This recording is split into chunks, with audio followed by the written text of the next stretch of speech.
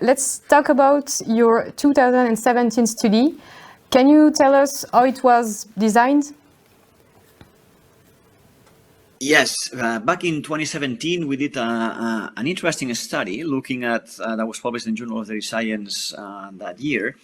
What we did is we involved a group of cows, I think it was 30 animals, and what we tried to do was inducing rumen acidosis. And of course, it sometimes is difficult because, as I said before, the cows will have some mechanisms to counteract that rumen acidosis. They will adapt to that diet. They will stop eating. So they will do all kinds of things. So the setting that we chose to do was, okay, we'll start with a normal ration. And we start with a ration that was 40% forage and about 20% barley. And we use barley as the elicitor of rumen acidosis. Barley ferments really rapidly in the rumen, generates lots of acid. So it's a very good ingredient to provoke or induce rumen acidosis. So we kept the cows on that diet for a while, and then a week later, we remove a fraction of forage. So we reduce from 40 to 32% forage, and we increase barley.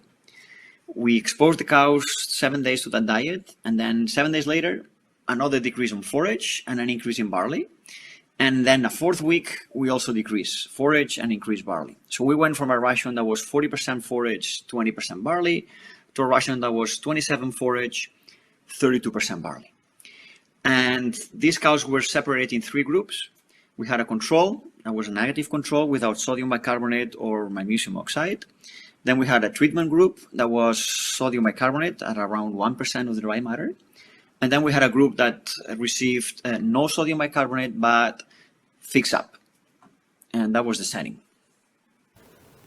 And what were the main results regarding ruminal pH? Okay, yes. So the main results for the ruminal pH was, the first one was, okay, the model that we use to induce rumen acidosis works. And as you can see in the slide next to me, if you look at the CTR means control, so that's a negative control, and then you see different bars with different colors. The darker the bar, the more intensive the rumen acidosis is.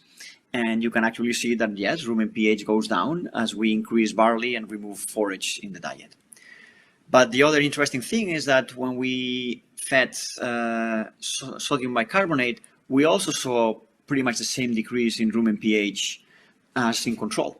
Okay, and the way we measure rumen pH was with rumen boluses. So these cows had rumen boluses, and we were measuring rumen pH every 15 minutes.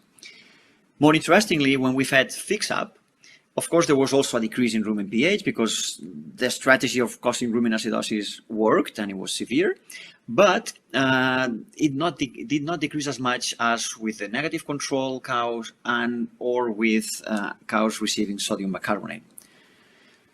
In both average rumen pH throughout the day, or the proportion of time or the number of hours that the animals were below a pH of 5.8. So if we look at these slides, cows on the control, negative control, they had about 80% of their time with a rumen pH below 5.8, and not 80, sorry, 50. And cows on pHix-up, they only were like about 30% of the time with a rumen pH below 5.8, which is considered the pH threshold that is going to make the rumen really become unstable.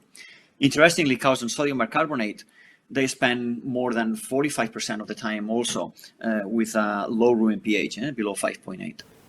Okay, interesting.